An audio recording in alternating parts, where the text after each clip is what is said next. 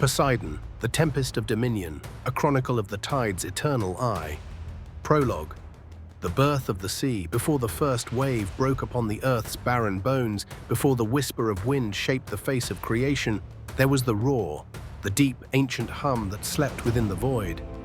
From that sound was born the ocean, vast and unending, and from that ocean, the god who would command it, Poseidon. He did not come screaming into existence like his brother Zeus, nor in silence like Hades. His birth was a surge, a rolling power that cracked the walls of Cronus's prison when Rhea freed her children from their father's devouring grasp. His eyes opened, and they were the color of storms at sea, blue so deep it bordered on black. The other gods saw lightning, flame, shadow, but Poseidon saw motion. He saw rhythm, pulse, tide. When the Titanomachy began, Poseidon took to battle with a ferocity unmatched among his brothers. His trident, forged by the Cyclopes, split mountains and summoned waves that swallowed armies whole. He moved like the ocean unleashed, relentless, untamable, never still. And yet beneath his fury there was balance. For every storm he summoned, he called forth a calm. It was this duality that defined him, even before the world knew his name. When the Titans fell, the brothers stood upon the scorched edge of eternity. The air still trembled with thunder. The earth quaked from the remnants of divine wrath. It was there that Zeus, Hades, and Poseidon, sons of Rhea, divided all that existed among them. The sky, the underworld, and the sea. Poseidon accepted his realm without protest.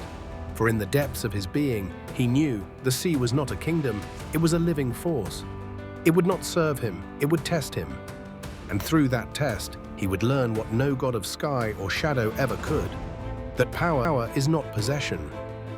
It is surrender, too, the division of the cosmos. When the lots were cast, the gods stood in silence.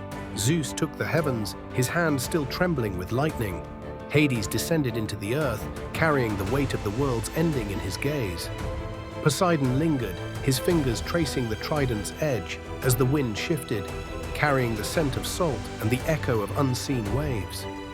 The sea awaited him. He descended from the mountain into the world's newly formed wombs, where rivers still burned from molten birth and valleys gaped like open mouths. There he struck his trident into the ground, and the earth bled water. It poured forth in torrents, filling chasms, smoothing cliffs, cooling the fire of creation. The seas rose, foaming and singing, embracing the coasts of continents that trembled beneath them. Poseidon watched as life began its secret stirrings within the waters, small, formless things that shimmered like fragments of the divine. He felt the pulse of the tides respond to his will and realized that his realm was alive. The ocean was not a servant, but a soul, ancient and infinite. And yet, for all its beauty, it was lonely. The depths had no witness but their god.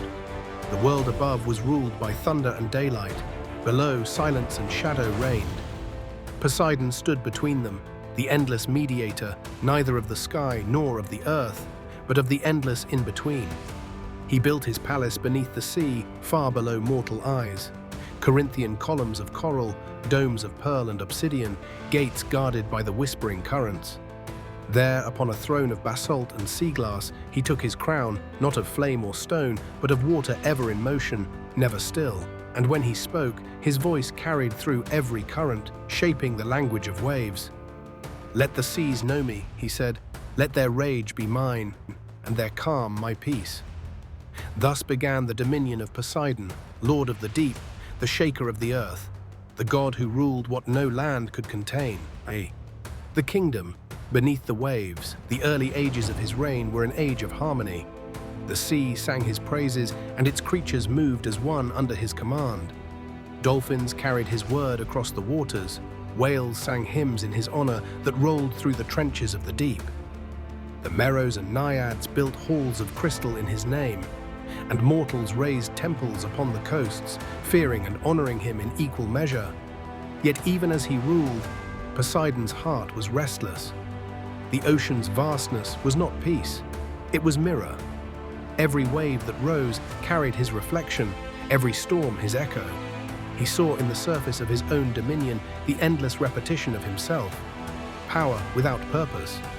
One day, he rose from his palace to the world above, where land and sea met in eternal struggle. There, mortals had begun to thrive, fragile, defiant, and alive. He watched as they built ships to test his waves, temples to flatter his pride, and nets to challenge his creatures. They were bold, foolish, and magnificent. It was there that his temper was first truly born.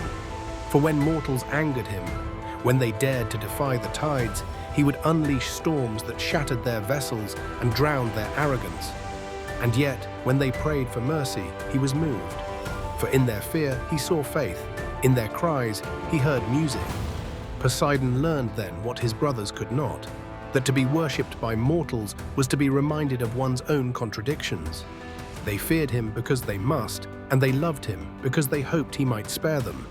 He envied them that, their brevity, their yearning, their endless struggle to rise again after every storm. 4. The tempest within, but the sea's peace cannot last, for it is born from chaos.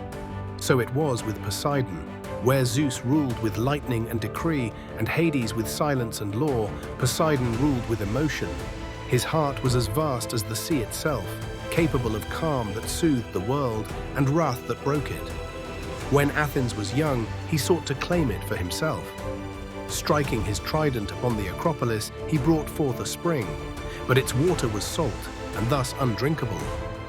Athena, in her wisdom, offered the olive tree, a gift of sustenance and peace. The mortals chose her, and Poseidon's fury shook the land. He called forth waves that nearly consumed the coast, his rage echoing from the deep. But when his fury subsided, he felt no triumph, only emptiness. The spring he had made still flowed, mingling its salt with the earth.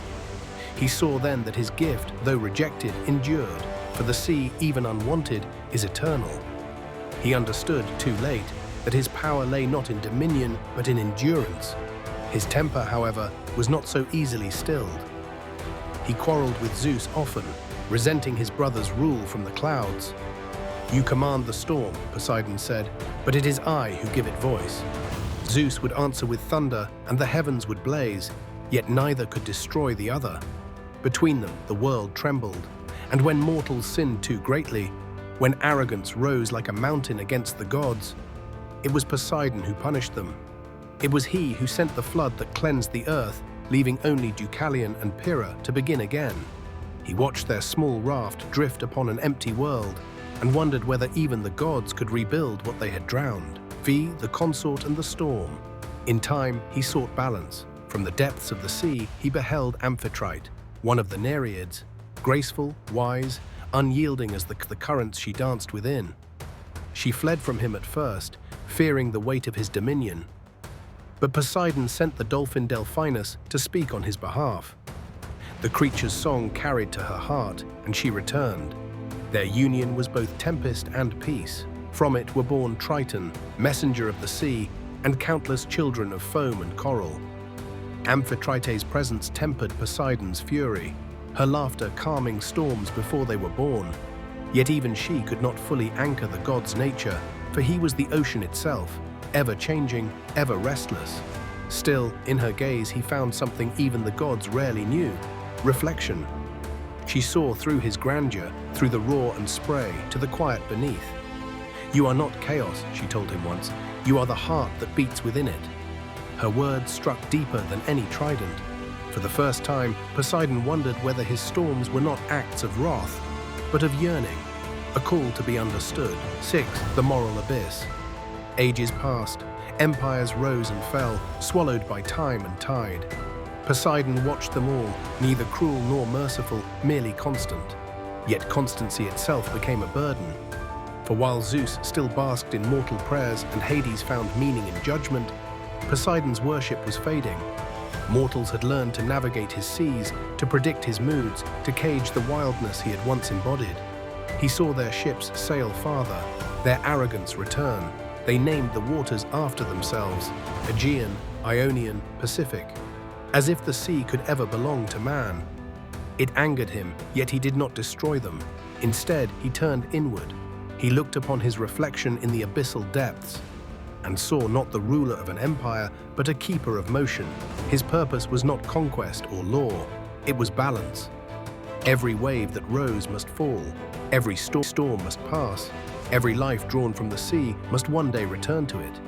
He visited his brothers one final time, Zeus in Olympus, radiant and proud, Hades in the underworld, solemn and still. To Zeus he said, "You rule the heavens, but your thunder fades in the sea." To Hades, "You hold the end, but all endings return to me." Hades merely bowed. "The tide is yours, brother, as the silence is mine." And Zeus, with his eyes of storm and fire, smiled. Then between us, the world remains whole. It was not peace, but understanding, the rarest of divine gifts. Seventh Epilogue.